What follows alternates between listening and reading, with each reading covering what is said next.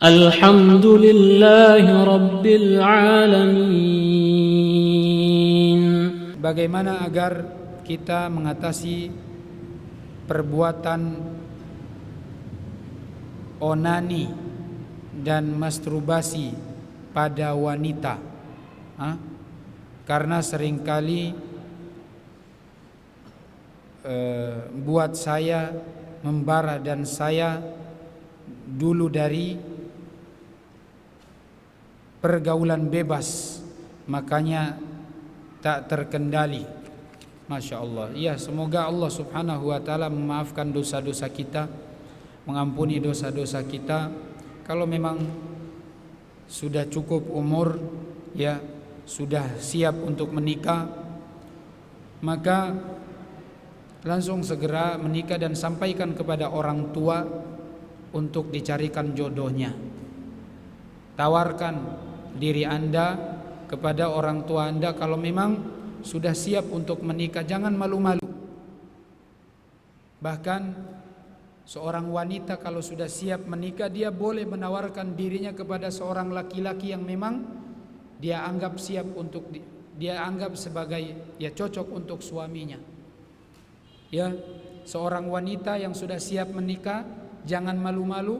Anda datang kepada seorang lelaki dan tawarkan diri Anda, "Mas, ya, Bang, saya siap menjadi istri Anda. Atau maukah menikah dengan saya?" Kalau dia mau, atau misalnya dia mengatakan nanti saya akan kabarkan, maka cukup sampai di situ, tunggu kabarnya dan dilanjutkan dengan orang tua Anda. Jangan dua-duaan. Ya, kalau enggak nanti bisa menimbulkan maksiat yang besar, perbuatan zina. Na'udzubillah.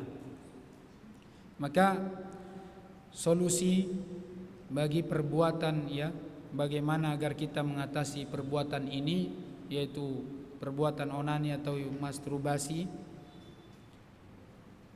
Maka yang pertama, kita ini bertaubat karena Allah subhanahu wa ta'ala. Benar-benar kita tinggalkan maksiat itu karena mencari ridha Allah.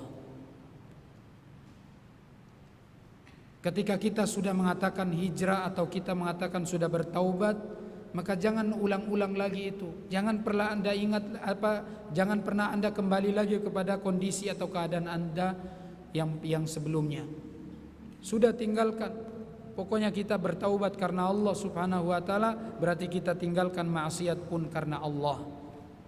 Ketika kita sudah meninggalkan maksiat itu karena Allah, maka saya yakin Allah akan membantu kita. Allah akan memudahkan urusan kita. Karena Allah mengatakan, "Wa man yattaqillaha yaj'al lahu makhraja.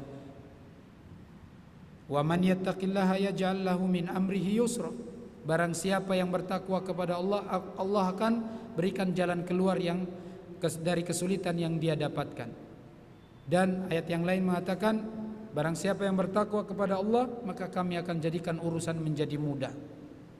Kalau dia sudah bertakwa kepada Allah dengan sebenar-benar takwa, maka insya Allah Allah akan membantu, memberikan kemudahan di dalam beribadah kepada Allah, berjuang taat kepada Allah, berjuang meninggalkan maksiat. Allah mengatakan, "Man jahada fina,"